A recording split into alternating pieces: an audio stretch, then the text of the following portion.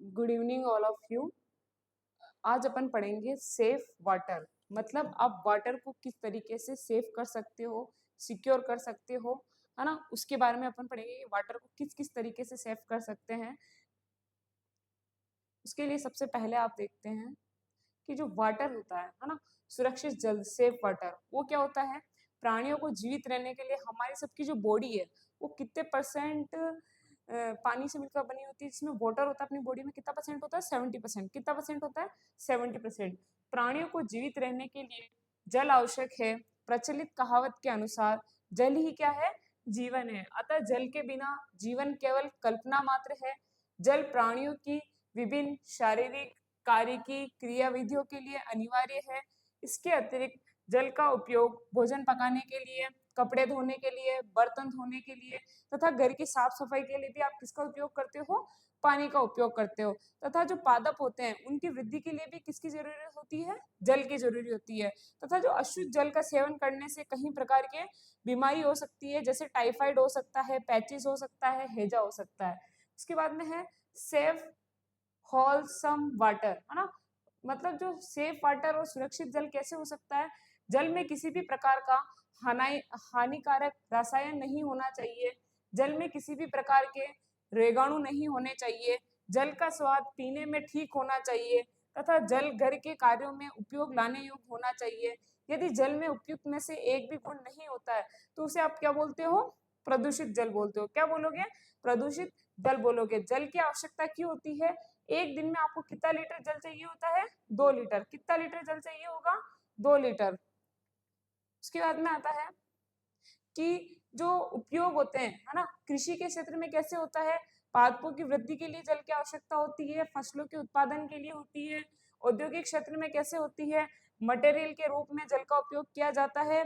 उसके बाद में आता है घरेलू उपयोग में, कैसे, जैसे खाना पकाना, कपड़े धोना, इन सब में उपयोग में लिया जाना चाहिए। सार्वजनिक उपयोग कैसे करते हैं, जैसे गलियों की साफ सफाई करना, है ना, सार्वजनिक बगीचों की देखभाल करना, इन सब में किसकी जरूरत पड़ती है, जल की जरूरत पड़ती है, वाटर की।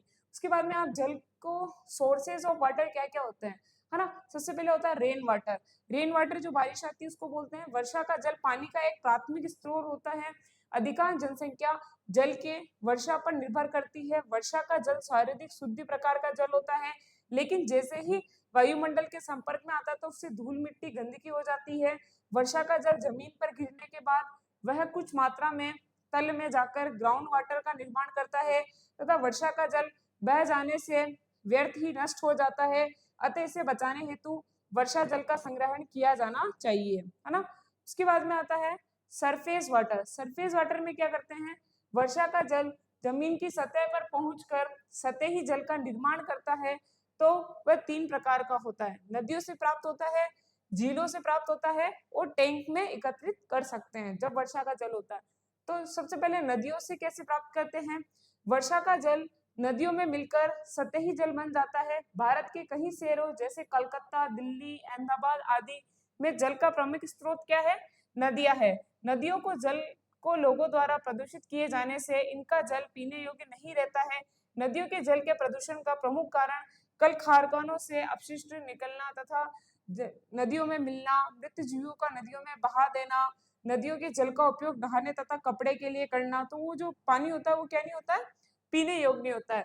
झीलों से कैसे प्राप्त कर सकते हो, कृत्रिम झीलों को सीमेंट द्वारा ऊंचे क्षेत्रों में बनाया जाता है जिसमें जल का जो संग्रहण होता है वो किया जाता है, जिसको कैचमेंट एरिया भी कहते हैं। जिसको क्या बोलेंगे अपन, कैचमेंट एरिया भी कहते हैं, है ना। जैसे क्षेत्रों में पशुचारण होता है जिससे झीलों का नहाने धोने में नहीं किया जाता है, ना ही आराम प्रदूषण मुक्त होता है ना। आसानी से प्रदूषण मुक्त होता है, जिसका उपयोग पीने के लिए कर सकते हैं। भारत के कहीं जैसे कि मद्रास, नागपुर, इनमें कैसे लोग पानी पीते हैं, कैसे पानी पिएंगे, झीलों से, है ना। उसके बाद में आता है कि टैंक। टैंक क्या होता है, जो आपके घरों के बाहर आसपास बने हुए होते हैं। वर्षा के जल को एकत्रित करने के लिए एक विधि है। ये टैंक वर्षा के जल संग्रहण में किया जाता है, परंतु ये जल भी प्रदूषण मुक्त नहीं होने से पानी पीने योग्य नहीं होता है। जल का प्रदूषण टैंक के आसपास कपड़े धोने, नहाने से होता है। इस जल का उपयोग यदि पीने के लिए किया जाना ही है तो जल का उचित मात्रा में शुद्धिकरण करना पड़ता है। झीलों का पानी आप पी सकते हो, नदियों का पानी भी दूषित होता है, और किसका पानी दूषित होता है? टैंक का पानी भी। उसके बाद में आता है ग्राउंड वाटर, बहकर भूमि के आंतरिक तल में चला जाता है, जिससे विभिन्न स्तरों को पार करना क्रिया द्वारा ये जल शुद्ध हो जाता है ना। उसके बाद में आता है गहरे तलीय जल के उपयोग के लाभ। इस प्रकार का जल है ना आसानी से गंदा नहीं होता है ना, सामान्य मात्रा में बना रहता है, अर्थात पानी को आपूर्ति नियमित रूप से होती रहती है। ये सतही जल की तुलना में अधिक शुद्ध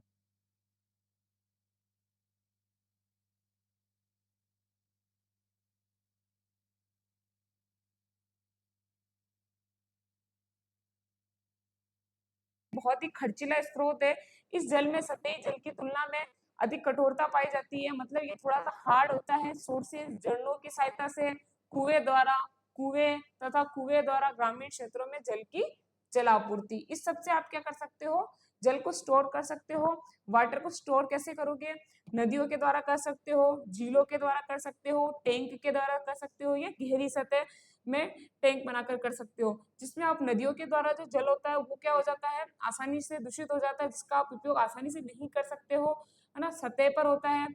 और उसके बाद में टैंक झील जो होते हैं वो थोड़ा अच्छा होता है, यूज करने लायक होता है। क्यों? क्योंकि उसमें जो होते हैं थोड़े से जो अपने रेगाणु होते हैं वो अनुपस्थित होते हैं। उसके बाद में आता है कि हैं वो भी दूषित होता है, लेकिन टैंक का पानी अपन तब पी सकते हैं जब अपन उसको प्यूरिफिकेशन कर ले। ये सब होते हैं जल के स्रोत। और जल का स्रोत सबसे पहले क्या माना गया है? वर्षा का जल। Thank you.